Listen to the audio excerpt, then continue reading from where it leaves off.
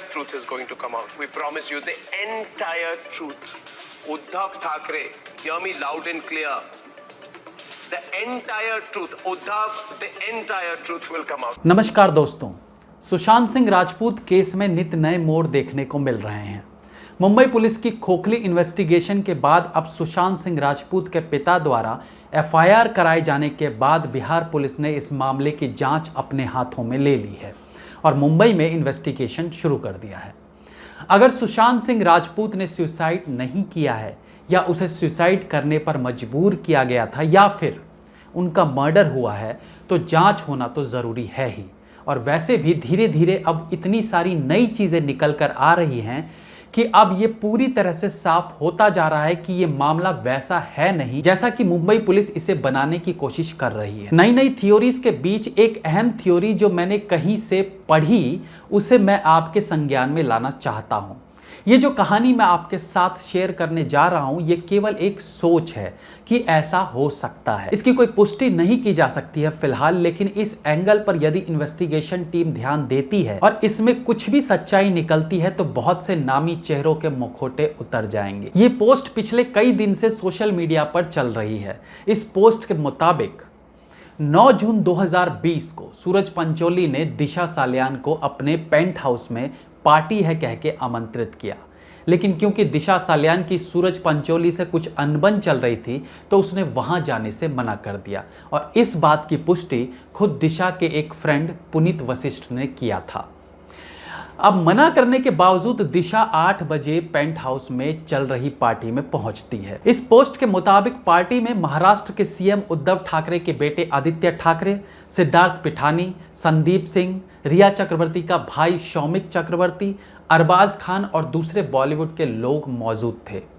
इस पोस्ट में लिखा गया है कि उस रात इन लोगों ने दिशा का रेप किया और उसे 14th फ्लोर से नीचे फेंक दिया, लेकिन दिशा के रेप और ऊपर से फेंके जाने के बीच जो उसे थोड़ा सा वक्त मिला था उसमें उसने सुशांत सिंह राजपूत को फोन करके सारी बातें बताई थी।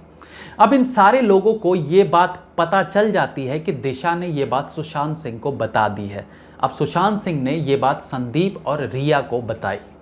इसके बाद से सुशांत सिंह के पास धमकियां आनी शुरू हो गई और यही कारण था कि 9 जून से लेकर 13 जून तक सुशांत सिंह ने 14 बार अपना सिम बदला। अब रिया चक्रवर्ती ये बात शेयर करती है खुजली किंग महेश भट्ट से और महेश भट्ट उसे तुरंत सुशांत सिंह का घर छोड़ देने की सलाह देता है, जिसके बाद 10 तारीख को रिया सुशांत का घर छोड़ देती है।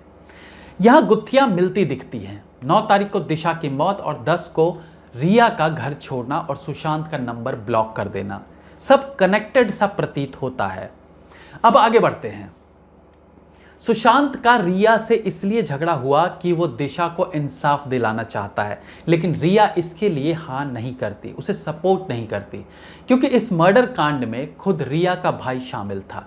इसलिए रिया सुशांत को चुप रहने को कहती है और धमकी देती है कि वो उसे पागल घोषित करके तबाह और बदनाम कर देगी। इसी बीच संदीप सिंह ने आदित्य ठाकरे, सूरज पंचोली, सलमान खान, अरबाज खान सबको खबर कर दिया कि सुशांत चुप रहने वाला नहीं है, वो कभी भी मीडिया में अपना मुंह खोल देगा। तब इन सब ने आदित्य ठाकरे के घर पर सुशांत को 13 तारीख को मार देने का फैसला किया, क्योंकि उस दिन सब आदित्य के बर्थडे के लिए इकट्ठा हुए थे। अब 13 की रात सुशांत की हत्या हो जाती है, लेकिन आखिरकार 13 की रात को हुआ क्या था? सुशांत बहुत खुश था क्योंकि उसने 12 जून को रूमी जाफरी के साथ नए प्रोजेक्ट साइन किए थे।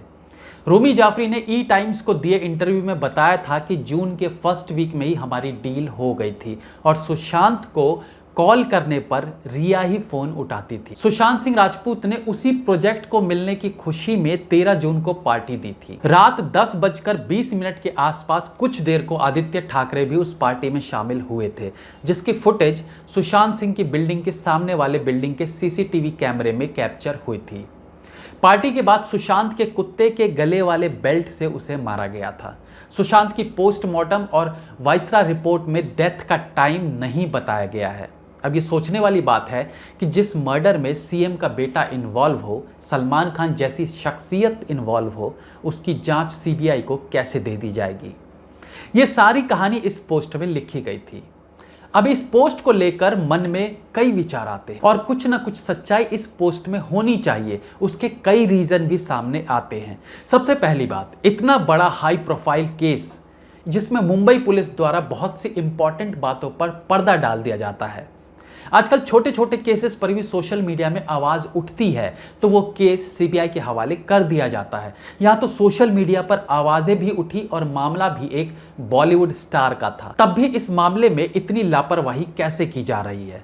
रिया चक्रवर्ती देश के सबसे महंगे वकील को हायर करती है, क्यों? अगर मामला सीधा है तो उसे उस वकील को हायर करने की क्या जरूरत पड़ी जो एक हियरिंग के 30 लाख रुपए लेता है, जो इससे पहले संजय दत्त और सलमान खान का केस भी लड़ चुका है। अगर रिया चक्रवर्ती को घेरे में लिया जा रहा है तो सोचने वाली बात यह है कि क्या रिया चक्रवर्ती की इतनी औकात है कि उसके कहने पर केस सीबीआई को ना दिया जाए, या उसके पास इतने महंगे वकील हायर करने के लिए इतने पैसे आए कहां से? इसके बाद कल अर्नब गोस्वामी सुशांत सिंह वाले डिबेट का अंत ये कह के कहते हैं कि Uddhav Thackeray the entire truth will come out. Listen to me Uddhav Thackeray, the entire truth will come out. क्या ये एक तरह से धमकी थी उद्धव ठाकरे को? और क्या अर्नब गोस्वामी द्वारा बोली गई ये आखिरी लाइंस कहीं इस कहानी के सच होने की तरफ तो इशारा नहीं कर रही? अच्छा, ये वैसे भी अजीब बात नहीं लगती कि सुशांत सिंह जैसे हाई प्रोफाइल एक्टर की मौत को इतने बचकाने तरीके से सुसाइड घोषित कर दिया गया?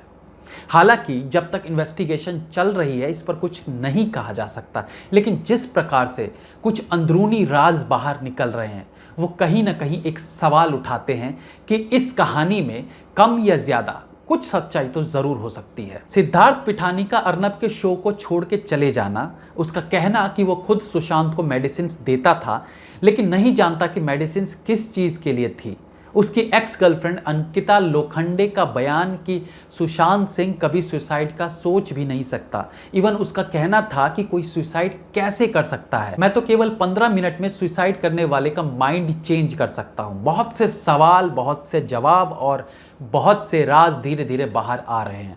बस हमें यानी आपको और मुझे चुप नहीं रहना है जब तक कि असली सच्चाई सामने ना आ जाए, वरना सुशांत सिंह का केस भी कहीं परवीन बॉबी और दिव्या भारती की तरह दब के ना रह जाए। आवाज उठाइए, जस्टिस फॉर सुशांत सिंह राजपूत। जय Hind, Vande Mataram. The entire truth is going to come out. We promise you the entire truth. Uddhav Thackeray, hear me loud and clear. The entire truth, Uddhav, the entire truth will come out.